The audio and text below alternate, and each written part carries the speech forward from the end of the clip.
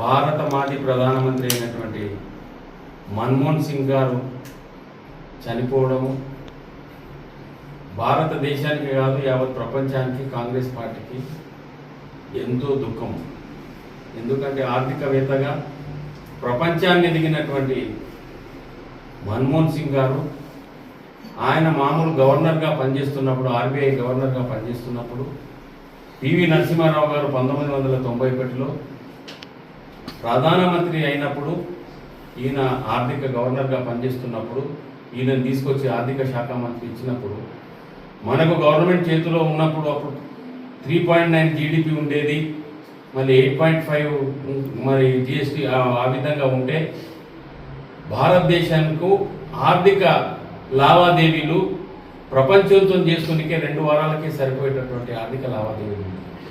అటువంటి దానిని ఈయన వచ్చిన త్వరలోనే పరిశ్రమలను అప్పుడు దాన్ని వేగవంతంగా ఏ విధంగా పెంచాలి, అయితే మన భారతదేశం యొక్క జీడిపి ఎట్లా పెరుగుతుందని చెప్పి మళ్ళీ ఒక 6 వారాల లోపలనే తనకున్నటువంటి నైపుణ్యాన్ని ప్రదర్శించి భారతదేశాన్ని ఒక ఉత్పాదక శక్తిగా మరి ఈ యొక్క జీడిపిని సమన్వయంగా చేసినటువంటి వ్యక్తి మన్మోహన్ సింగ్. అది కాకుండా ఈరోజు ఆధార్ కార్డు వచ్చిందంటే మన్మోహన్ సింగ్ ఆలోచన వల్లనే వచ్చింది.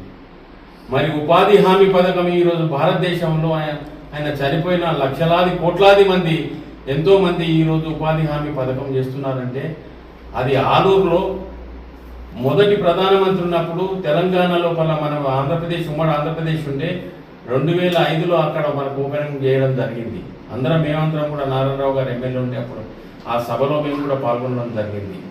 అది కాకుండా ఫారెన్ ఎక్స్చేంజే కానీ మరి అమెరికాతోని ఆయన అణు ఒప్పందం ఏర్పాటు చేసుకున్నాడు. రష్యాతోని మన సంబంధాలు బాగున్నా కూడా అణు ఒప్పందం ఏర్పాటు చేసుకున్నటువంటి వ్యక్తి మన్మోహన్ సింగ్. అంటే ఆయనకి ఎంత మంచి తెలివితేటలు ఉంటే ఈ యొక్క భారతదేశానికి ఆయన వెన్నుముకలాగా మనకు ఎంతో పనిచేసి పెట్టినటువంటి వ్యక్తి ఈరోజు మన మధ్యలో లేకపోవడం బాధాకరం. ఒక వయసు వచ్చింది, అందరము భగవంతుని దయ వల్ల పుట్టొచ్చిన వాళ్ళం కూడా ఒకరోజు పోవలసిందేనేమో, కానీ ఆయన నైపుణ్యము, ఆయనకు ఉన్నటువంటి తెలివి, ఆయన ఆర్థికవేత్త, ఆయనకు ఉన్నటువంటి ప్రధానమైనటువంటి పరీక్షలు ఎన్నో పాస్ అయ్యి ఆయన ముందుకు తీసుకొచ్చిన ఈ యొక్క ఆర్థిక వ్యవస్థ ఈరోజు మళ్ళీ కుంటుపడడానికి కారణం కొంతమేర ఇప్పుడు నడుస్తున్నటువంటి ప్రభుత్వాలు. 10 సంవత్సరాలు ఏకదాటిగా ఎన్నో ఆయన మీద విమర్శలు చేసిన ఆయన ఒకటే మాట అన్నాడు, మౌనంగా ఉండి ఈ యొక్క దేశాన్ని ఒక ఉత్పాదక శక్తిగా ఏర్పరిచినటువంటి మన్మోహన్ సింగ్.